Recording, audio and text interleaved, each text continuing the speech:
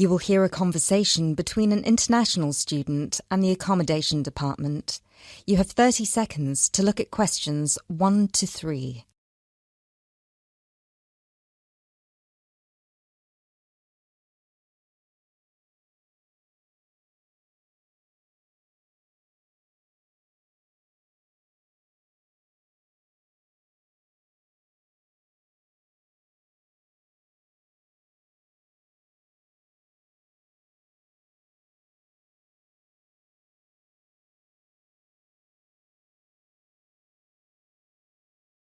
Hello, accommodation department. How can I help you?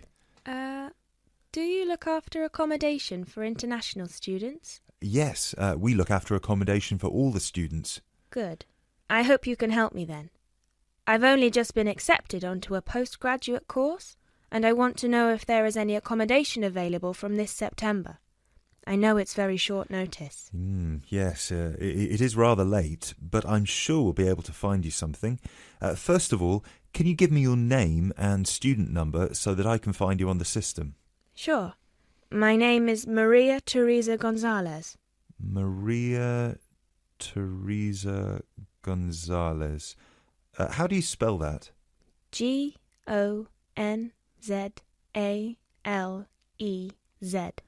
Thank you. Got it. And your student number, please? SHU 300715PG. SHU 300715PG. Ah, here you are. Department of Modern Languages. Yes, that's me.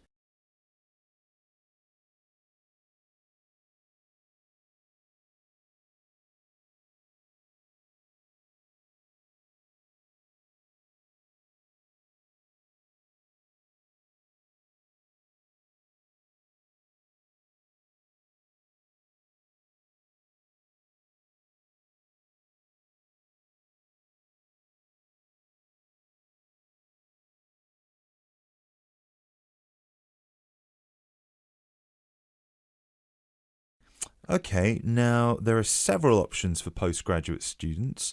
Firstly, there is the Trigon. This is a new block near to the station and not far from the main campus. Accommodation is what we call cluster accommodation. What does that mean? There's a small group of rooms, usually 6, each with its own bathroom clustered around a lounge kitchen area which is shared. Oh, I see. That sounds good. They are very popular. The price for these is £99 per week, and we do have some availability left. However, for postgraduate students, there are other options. And what are they? There's another apartment block called The Cube, located near the west gate of the campus. Accommodation there is in 1 or 2 bedroom self-contained flats. So, the cube is self-contained? How does that work? Well, basically, they're just like ordinary apartments. Each apartment has 1 or 2 study bedrooms with ensuite bathroom, a lounge and a kitchen. And what is the price of those? For the 1 bedroom, it is £180 per week, and for the 2 bedroom, it is £110 per week for each person. And can I choose who I share with? If you have a friend and you would like to share with them, of course, we can reserve a 2-bedroom apartment for you both. Otherwise, you just have to share with whoever else is there. Obviously, it will be another woman. I will have to think about this. Do I have to make a decision now? No, but we don't have much accommodation left, so I can't guarantee that there will still be availability if you leave it too long. Yes, that's fair. I have a friend in the management department who might like to share. I will speak with her and get back to you this afternoon. Okay, fine. Do let us know as soon as you can. I will do. Thanks for all your help. My pleasure. Bye. Bye.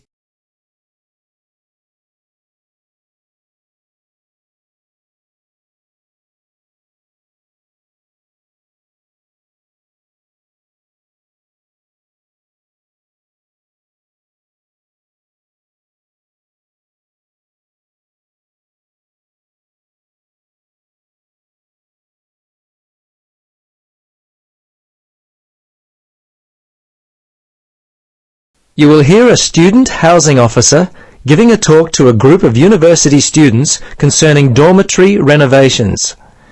First, you have some time to look at questions 11 to 15.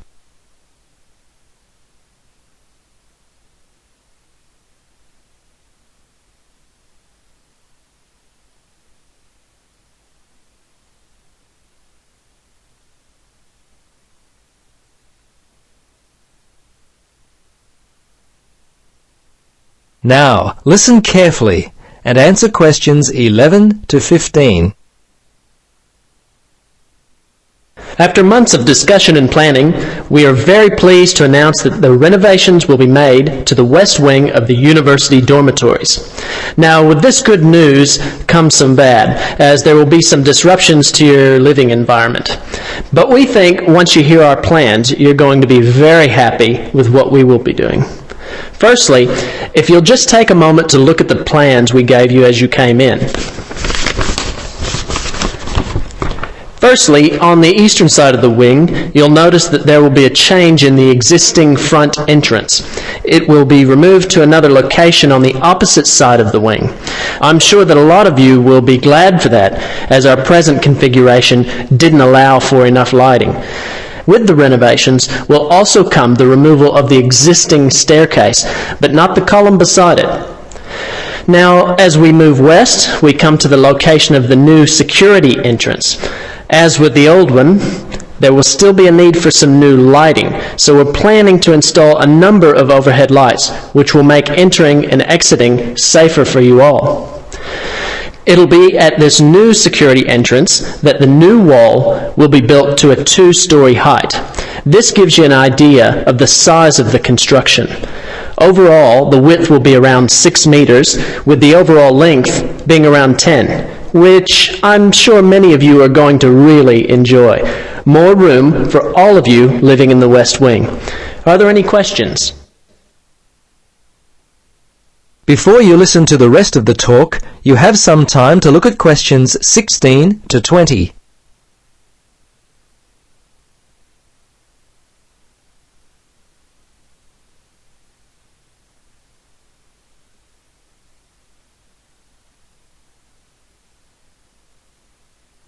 Now, listen carefully and answer questions 16 to 20.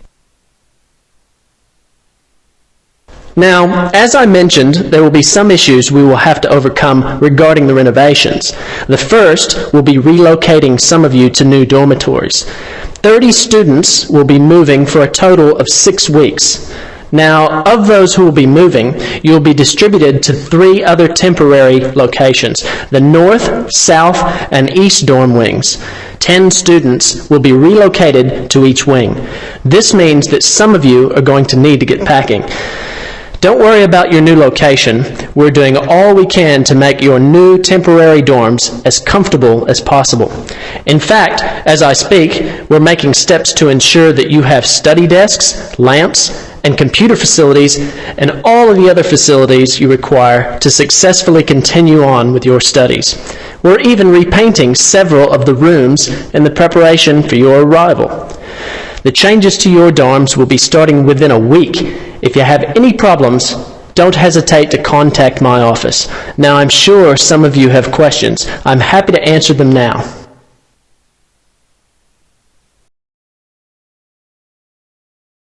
You now have 30 seconds to check your answers.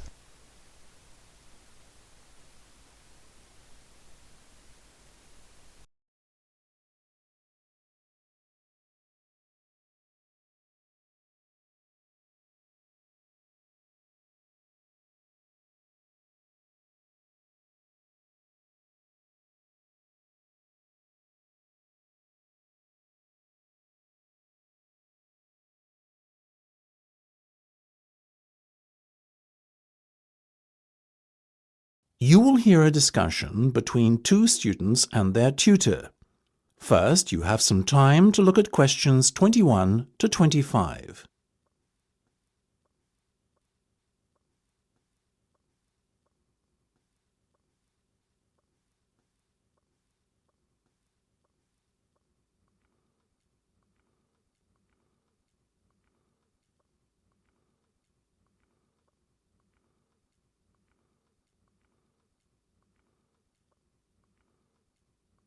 Now listen carefully and answer questions 21 to 25. Okay, guys. First off, well done. That was a very good presentation yesterday. Now I'm just going to ask you questions about it before I give you my feedback. That okay? Sure. Of course. Right. Well, in that case, tell me, Niall, why did you choose to talk about Rafael Nadal? To tell you the truth, I didn't. I think I'd better let Sheena handle this one. Sheena? Yes, it was my decision to pick Nadal. Now, that might be a strange choice for a presentation entitled Someone Who Inspired Me to Study Psychology, but... Yes, but I was going to say, it does seem rather an odd choice. Was it simply down to the fact that he's a sporting hero of yours and so a role model? You talk about him a lot, Sheena, so this much is clear. It's true. Nadal is someone I look up to, but my reasons for choosing him were totally professional. You see, I doubt perhaps in the history of tennis that there was ever a better match player than him, and that got me thinking, what is the secret to his success? How does he control his nerves so splendidly? The more we started to look into his background, the more I realised Sheena was right. Nadal was a perfect candidate for this study. He is, on so many levels, a very well-balanced character, and it was fascinating to gain an insight into the mind of this great champion over the last few weeks. I'll admit that I was at first somewhat unsure about whether or not I should back Sheena on this one, but it didn't take long for our research to put us at ease.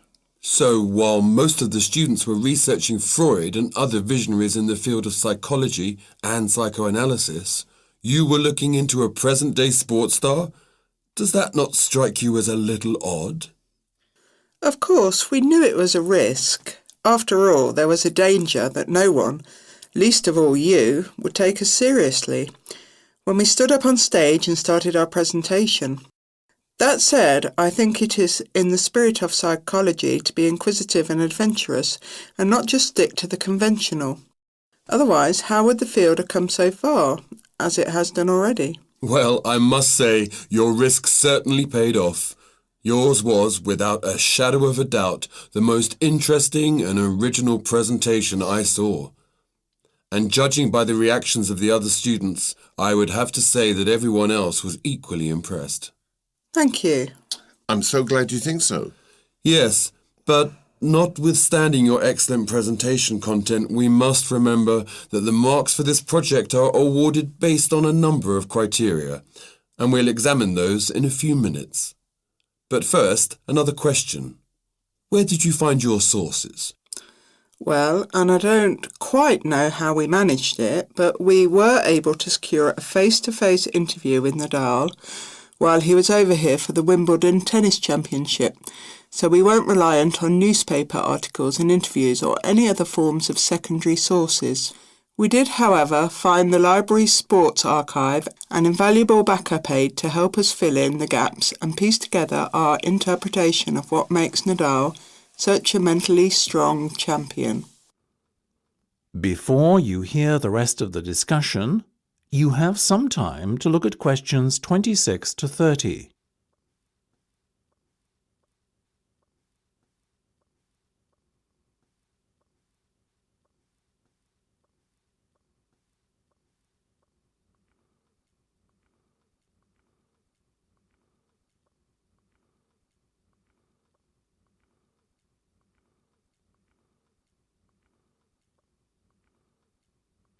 Now listen and answer questions 26 to 30.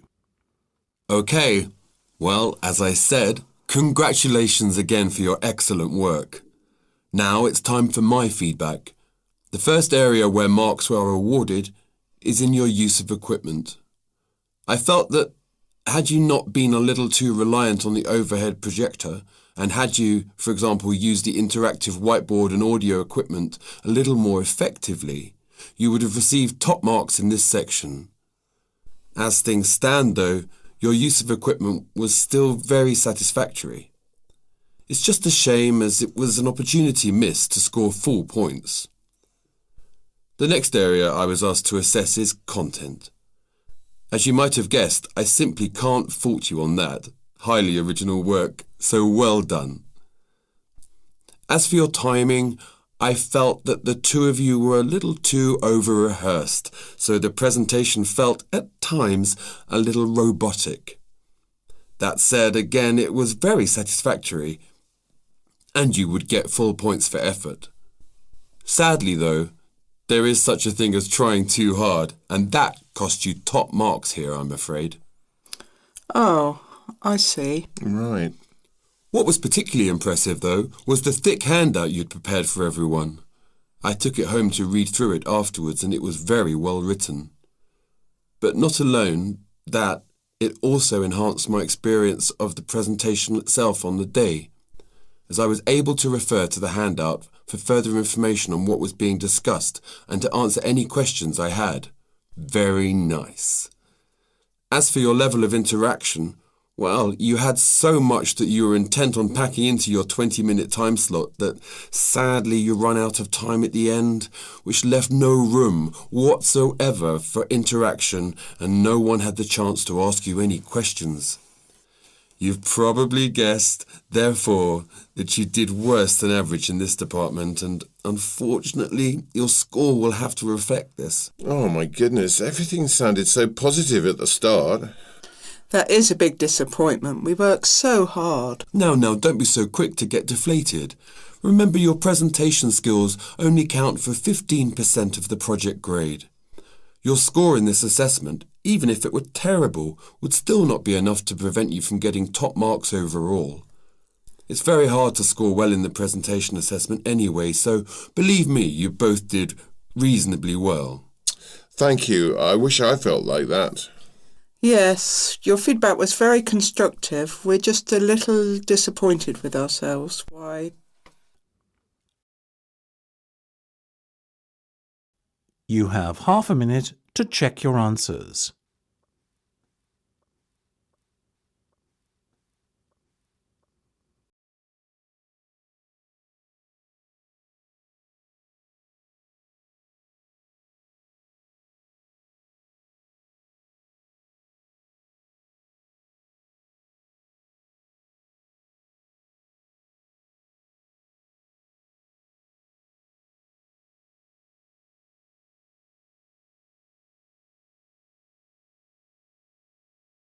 You will hear a woman talking about retail psychology. First, you have some time to look at questions 31 to 40.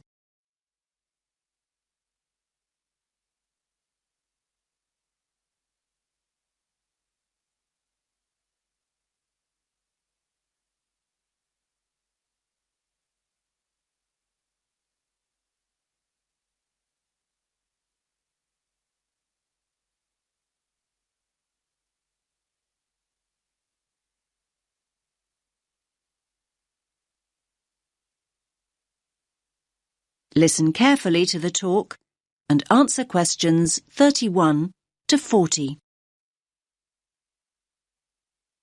Hello everyone. Let's get started on the final lecture in our module on retail psychology. Today we're going to focus on supermarket layouts and how retailers display their products to encourage us as customers to spend as much of our money as possible. It's an interesting topic.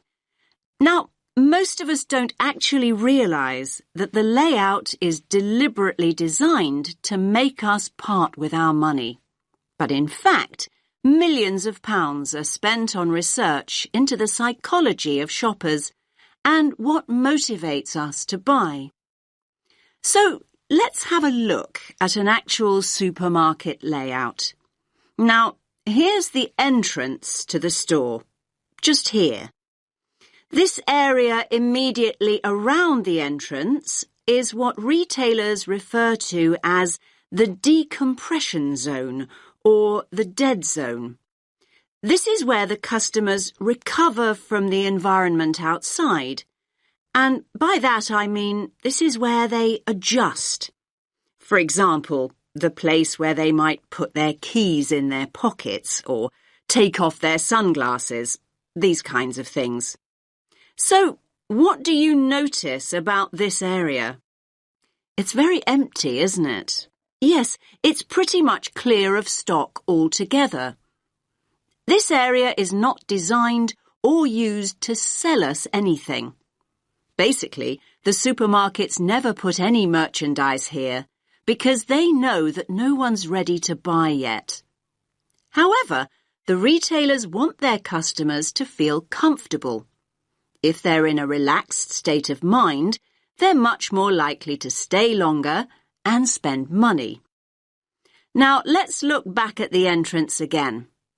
Now, it's interesting, but we know that 3/4 of us look right, not left, when we go into a supermarket. So, 75% of people. This gives the supermarkets a great opportunity to hit us with promotions and offers. So, near the front door, you might also find what we call the dwell zone. The dwell zone is the area on the right-hand side by the front door where you are encouraged to relax and browse. You will usually find newspapers and flowers here to help you do exactly that. Moving on from the dwell zone, we come to the power aisle.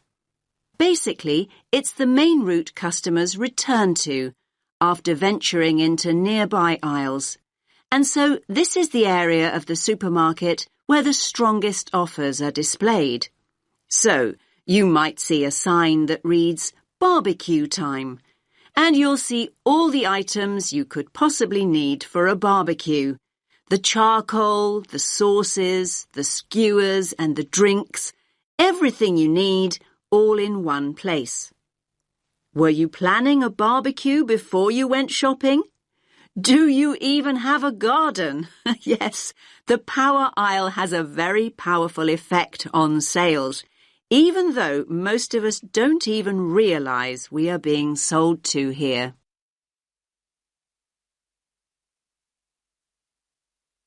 Now, let's think about fruit and vegetables for a moment. They're always located towards the front. Now, why do you think this is? Yes, fruit and vegetables are always at the front because it gives the supermarket a healthy image. And let's think back to flowers and newspapers. We talked about both these items earlier. And yes, they're displayed near the front on the right. Now, they're known as distress goods. Why's that? Well, these are the goods that we often buy in a hurry or on impulse. In other words, these are the items we didn't actually intend to buy at all. But the supermarkets want us to put them in our trolleys even before we start our proper shopping. Now, what about everyday items like bread or milk or cereals? They're always placed right at the back of the supermarket. Yes, in this area here. Again, this is a deliberate strategy by the supermarkets. Basically, they want us to walk through the whole store to get them in the hope we will buy other things on the way. That's why items like these are often called destination goods. Now, where products are placed on the shelves makes a real difference. We read shelves a bit like we read a book. Our eyes go from left to right. And they want you to focus on the more expensive items, so they place them at eye level. It's often quite hard to spot items like cheap tinned food. Why is that? Well, they're normally placed very low on the shelves. Basically, the supermarkets don't want the cheapest products to be the ones you see first. Finally, let's have a look at the checkout area here. Now, we all know that sweets are deliberately placed within the reach of children at the checkout. But all kinds of things are displayed at checkouts these days. In fact, supermarkets can change what's on offer almost by the hour. It's a quick and easy way for them to rotate their stock. So, if the sun comes out, the checkout is an ideal place to display sunglasses. And if it rains, umbrellas can be placed there instead. Now, does anyone have any questions?